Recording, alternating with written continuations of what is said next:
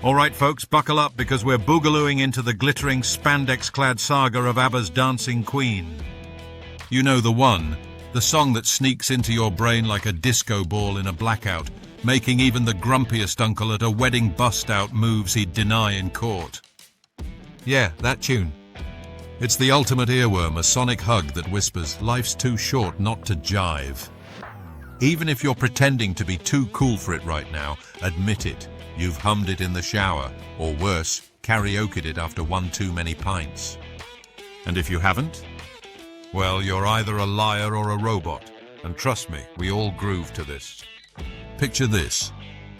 It's 1975. Sweden's summer is wrapping up like a bad blind date, and ABBA, those four fabulous Swedes who've already conquered Eurovision with Waterloo, are holed up in Glenn's studio sweating over their next big thing. Benny Andersson and Björn Ulvaeus, the dynamic duo behind the music, kick things off on August 4th with a backing track that's got this infectious rhythm. They're calling it Boogaloo at first because why not name your masterpiece after a dance move that sounds like a cartoon sneeze? They're pulling vibes from George McRae's Rock Your Baby, that silky disco hit from '74 that's all about making you sway without spilling your drink. And don't forget the drumming, lifted straight from Dr. John's Gumbo album, with its New Orleans swagger that Roger Palm, their session drummer, was obsessed with. It's like they threw American soul into a blender with European polish and hit puree. Benny plays this raw track for Annie Fried Lyngstad, Frida, the mezzo-soprano powerhouse, and she bursts into tears. Not the, oh no, this is awful kind, but the, this is so beautiful it hurts sobs. She tells him it's the best thing ABBA's ever done, and mind you, vocals aren't even on it yet. Agnetha Feltskog, the soprano siren, hears it and thinks, yeah, this is going to be huge. Björn's so pumped he tries to wake Agnetha up in the middle of the night to play it, but she's out cold, so he blasts it for his sister instead. What if he just let it sit? We'd be stuck with Boogaloo Queen, and weddings would sound like a Looney Tunes episode. Pun intended, because Boogaloo could haunt us like a ghost on the dance floor. Now let's unpack those lyrics, because they're not just fluff. They're a masterclass in feel-good escapism. Stig Andersson, ABBA's manager and lyric co-writer with Björn, drops the title Dancing Queen like a mic at a rap battle. The words paint this vivid scene. Friday night, and the lights are low, looking out for a place to go. It's that universal itch for adventure, right? You're young, the world's your disco, and bam! You can dance, you can jive, having the time of your life. Jive. Here isn't just chatter. It's a nod to the swing dance craze, but ABBA twists it into pure, unadulterated joy. The Queen's young and sweet only 17, feeling the beat from the tambourine. Why 17? It's that sweet spot of innocence meets invincibility, old enough to party, young enough not to care about the hangover. Obscure tidbit. They scrapped an early verse that went, baby, baby, you're out of sight. Hey, you're looking all right tonight. Sounds like a pickup line from a bad 70s rom-com, doesn't it? Good call ditching it.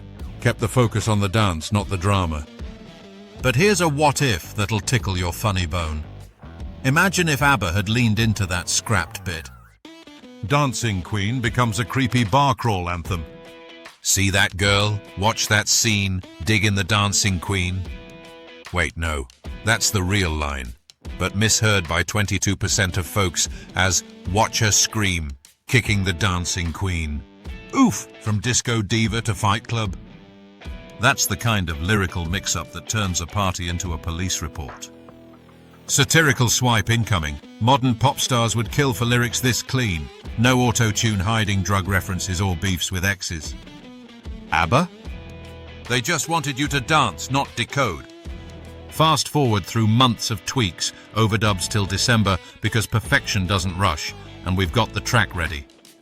But release? Shenanigans galore. ABBA's got two bangers, this and Fernando. Benny and Björn want Dancing Queen out next after Mamma Mia, but Stig pushes Fernando first, thinking its folky ballad vibe will charm the masses. Smart move? Fernando smashes, but it shelves Queen for 5 months. It's like hiding your best joke till the end of the set. Builds tension, but man, the anticipation. The song sneaks peeks before official drop. January 76, it premieres on German TV. March, taped for an Aussie special. Then, the royal bombshell. June 18, 1976, ABBA performs it live at a gala in the Royal Swedish Opera, honouring King Carl XVI Gustaf and his bride-to-be, Sylvia Sommerlath, who tie the knot the next day. They're in Baroque outfits, looking like escaped extras from a period drama, but it's tongue-in-cheek fun. The King loves it so much, legend has it he requests it at London's Tramp nightclub later. And Queen Sylvia? On her 50th birthday in '93, Frida sings an a cappella version with the Real Group. Talk about a regal remix. Finally, August 16, 1976, Dancing Queen drops in Sweden as the lead single from Arrival with That's Me on the B-side. The cover. ABBA in white hats looking effortlessly cool. Lasse Hallström directs the video at Alexandra's discotheque in Stockholm. Real dancers, real vibes, no CGI nonsense. It's remastered in UHD in 2021, hits 500 million YouTube views, and by June 2025, 1 billion? That's more views than there are people who can resist tapping their foot to it. Oh, and here's a pun to keep you grooving. Why did the disco ball break up with the spotlight? It couldn't handle the Queen's shine, too much competition. Aside, as a storyteller, I'd roast myself here. I'm all code, no coordination. If I tried dancing, it'd be more glitching Queen. Boom, chart domination. Tops the lists in 15 countries. Sweden for 14 weeks, UK for 6, Australia, Canada, you name it. ABBA's only US #1 on Billboard Hot 100 in April '77, their 14th top 40 hit, but the crown jewel. Sells over 3 million copies initially, 4 million worldwide eventually. Year-end charts? Top 10 everywhere. Re-releases in '92 thanks to Erasure's ABBA tribute. 08, even 21 spike it back up. Certifications? Platinum galore, 3x in the UK, 5x in New Zealand. In Sweden, it's the 5th most profitable song ever with 19 million weekly Spotify streams. Ripple effect. It kickstarts ABBA's classic period, cements them as global icons. Without it, no massive '79 US tour. ABBA wouldn't cross the pond till they had that American #1. Culturally, this track's a beast. It's the disco anthem that outlived disco, becoming a Gaikon, ranked 76th on Billboard's greatest LGBTQ+ anthems. Why? That unbridled joy, the empowerment in just dancing like nobody's watching. Features in Muriel's Wedding, 1994, turning awkward into awesome.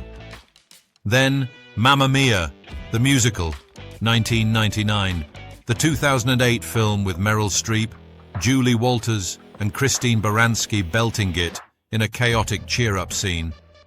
Sequel in 2018. Pierce Brosnan and the gang turn it into a star-studded sing-along. Influences? Elvis Costello cops Benny's piano for Oliver's Army. Blondie's Chris Stein admits Dreaming riffs off it. U2 covers it on tour. Bono calls ABBA's Joy purer Thanthes. Bjorn and Benny even join them on stage in Stockholm. Controversies? Slim pickings. ABBA's too wholesome for scandals. But in 2024, singer Julie Ann San Jose performs it at a church altar in the Philippines, mixing sacred with secular. Apologies fly, lesson learned. Save the Queen for the club, not the congregation. What if they'd gone full rebel? Dancing Queen as protest song? Nah, that's like turning champagne into vinegar. Ruins the fizz. Trivia time, because who doesn't love obscure nuggets? It's ABBA's biggest UK seller at 1.65 million. Inducted into Grammy Hall of Fame in 2015, Library of Congress National Recording Registry in 2024.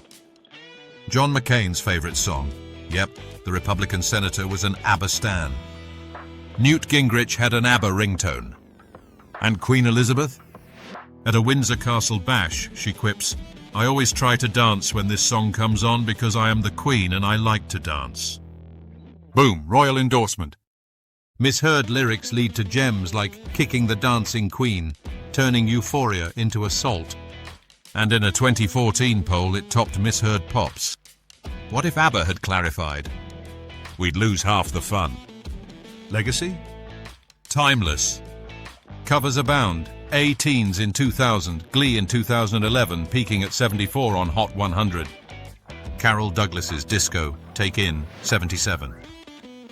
Even Cantonese by Angela Pang in 93.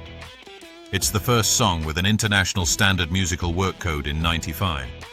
Over 691 million Spotify streams and counting. Ripple on culture. It bottled hedonistic bliss, proving pop can be profound without trying. Modern artists? They chase that high but often land flat. ABBA nailed it with sincerity over swagger. Satirical jab. In a world of TikTok trends and auto-tuned angst, Dancing Queen reminds us music used to unite, not divide. No beefs, just beats. What if Deadpool crashed the session? He'd quip, "This track's so catchy, it's got more hooks than my katanas, and 0 body count." Whew. We've jived through the chaos, the hits, the heart. ABBA's genius? They made us feel invincible, one tambourine shake at a time. So hit that like button if you're feeling the beat, subscribe for more musical deep dives that pack laughs with facts, and comment your wildest Dancing Queen memory. Did it save a party or start a conga line? Until next time, remember, you are the Dancing Queen, or at least pretend to be. Peace out.